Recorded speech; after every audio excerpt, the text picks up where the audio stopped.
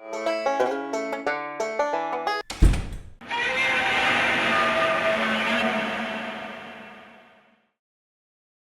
everybody, Yankee here. The other day in a video I talked about House Bill 1504 that's been introduced in the state of Washington and how they're trying to implement an insurance scheme in the state of Washington that would basically deny 99% of the citizens the right to keep and bear arms.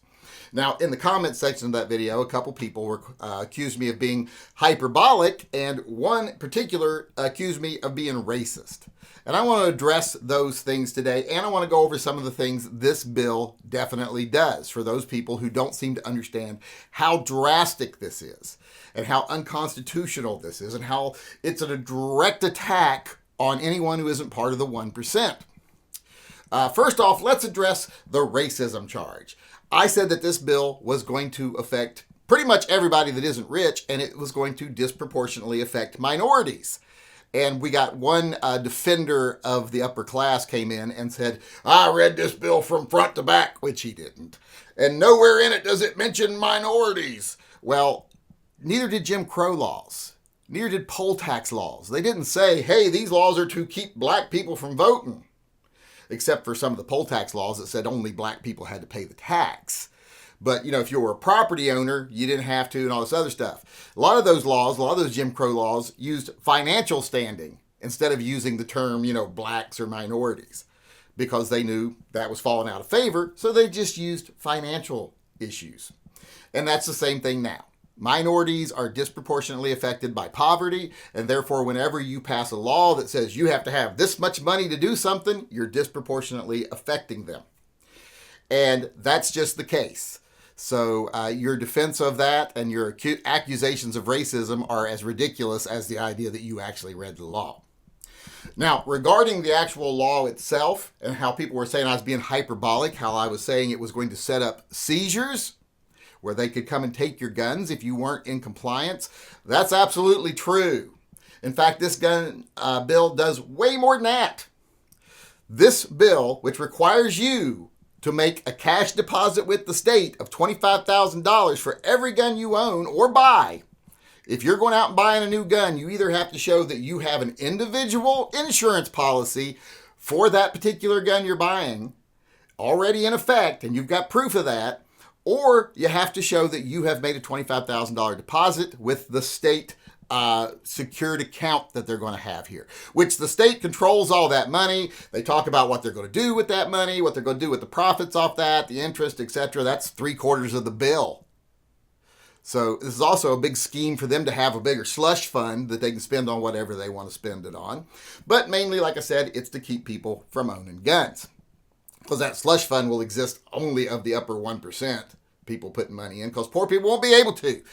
If you went to the store right now, to your gun shop, to buy an LCP, let's say you've got $350, they got an LCP there for $349, well, you need another $25,000. That gun is now $25,350. Because you have to either provide that cash deposit, or you got to go to the trouble of going out and getting an insurer that will actually insure you, and then we'll write the policy, and whatever that ends up costing you, which is going to be hundreds of dollars right off the bat, if not thousands, that's now the cost of that gun. Plus, you have to pay every month to keep that policy. And if you ever let that policy lapse, you have to surrender that gun. You can't keep it.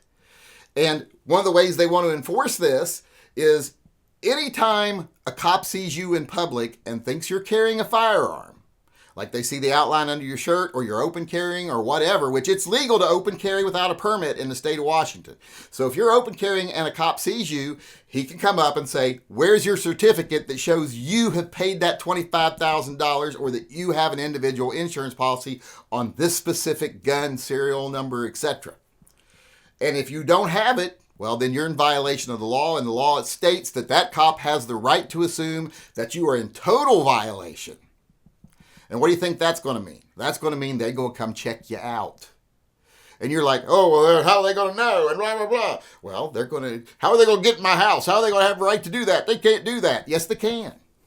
This law exists. Therefore, if they go in front of a judge and say, hey, Officer so-and-so saw defendant A at Walmart and he had a gun on his hip and he didn't have his insurance card with him, so we need a search warrant to go in and check his guns.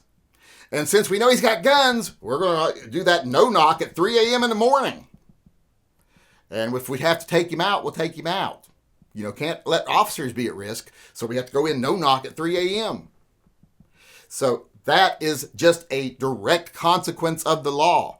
And like I said, they lay the footwork for it out right there. That if you don't have that card on you, you don't have that deposit certificate, and a cop comes up and challenges you, well, then he has the right to assume that you are in total non-compliance, meaning you probably have other guns you haven't paid that on. So that's a rubber stamp for a search warrant. And you're an armed person who's apparently a criminal because you're not following their rules. How do they treat armed criminals? I think we've all seen that. How they even treat unarmed people who aren't criminals, like Breonna Taylor. That's how a lot of people would end up. So that is the course of this law. That's what it allows them to do. The course of this law is immediate seizures, search warrants and seizures. Because you don't have the required insurance or the required financial deposit. Because this whole thing is based on financial responsibility. Since when did you have to have financial responsibility to exercise a constitutional right? That's like saying you got to pay to vote. I think we kind of proved that in the courts. That was illegal a long time ago. So I don't know why they think they can get away with this. But like I said, this law is going to make it to where people can't buy guns. And the guns you have, you're not going to be able to afford to keep. Because this is just not buying new guns. This is the guns you already have. And if they think you're not in compliance, and all they'd have to do to figure that out is go, hey, we got this new law in compliance. Billy Bob has not put any money in the state account, and yet we've got records from 3 years ago where he bought a pistol. Well, it seems like we need a search warrant to go check his house. And that's not even the worst of it. Like I said, the worst of it, though, is that even if this law goes into effect and just stays in effect for 6 months, it's going to run most of the dealers in the state out of business. Because they're not going to be able to sell a single gun. Because how many people are going to come in, here's my insurance policy, here's my $25,000 cash deposit certificate, I need to buy that Kel-Tec. It's not going to happen. They're not going to have any sales. And that's another thing they're trying to do with this. If they can't keep this law in place, which they know they can't, it's going to fall, they'll be able to prosecute, seize a lot of guns, etc. while it is in effect. But most importantly, the long-term effect is they'll run all the gun shops out of business. So when the law goes under, there won't be any gun shops. And of course, they'll make it easy as possible to get an FFL and to get a license to have a gun shop, get your business license, etc. Sure, they'll make that real easy once the people can start selling guns again. Don't fool yourself, they'll make it almost impossible. There'll be no source for firearms in the state. You won't be able to exercise your rights because you can't go out of state and buy them. You have to have those shipped to a firearms dealer in the state if you want to have them. And if those don't exist, how do you get your gun? Well, that's not their problem. They allow you to have the guns. The law's been rescinded. It's not their fault that there's no means for you to get the guns. And that's another one of their major things here. Every law they've passed recently has been all about driving retailers, distributors out of business in the state. That's their main goal.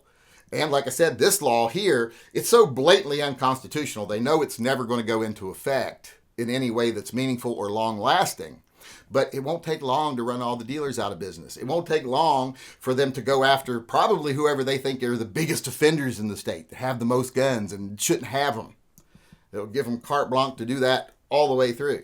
And then, once the law gets overturned, well, hey, we were just enforcing the law. And the police, and don't think the police aren't going to do it. All these people are like, oh, the police are on our side. The police are not on your side. They see you as a civilian with a gun. You're the enemy.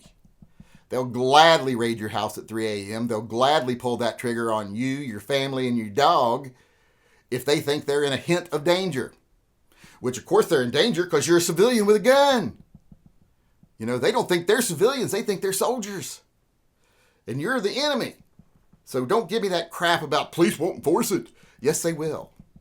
Oh, my sheriff said he won't. Doesn't matter. State police is still going to enforce it. Sheriff ain't going to go out there and stand in front of the state police with his gun drawn. Not going to happen. City police will enforce it. Sheriff ain't going to go out there and stand in front of your house with his gun drawn. Not going to happen. That's not what he's about. Sheriffs these days are bought by wealthy people. They serve the interests of those wealthy people. So this law is one of the worst gun laws I've ever seen. Don't fool yourself. Don't think any of this is hyperbole. This is not exaggeration. I'm actually going to be speaking at a hearing here about this bill pretty soon. I think it's next Wednesday. So keep your eyes open here for some more updates. But other than that, like I said, this law is the worst law I've ever seen come in effect in state of Washington, if it comes into effect. But they'll never stop. This is the worst for now. It'll get worse, because if this fails, they'll try something else. Until we get these people out of office, or until we make it to where there are actual ramifications for trying to pass unconstitutional laws, like till we make it to where politicians who try to deliberately violate your rights get removed from office and banned from ever being in public office again. Until we do that, they'll continue to do things like this, because billionaires like Bloomberg and big money organizations like the Giffords Foundation, etc., they're paying these people to do this. And these people don't care about you or me. They're part of the elite that want our rights taken from us. They don't want the peasants to be able to revolt. So they're going to keep doing it as long as the cash keeps flowing, and as long as armed citizens, armed individuals are a threat to their position and their power.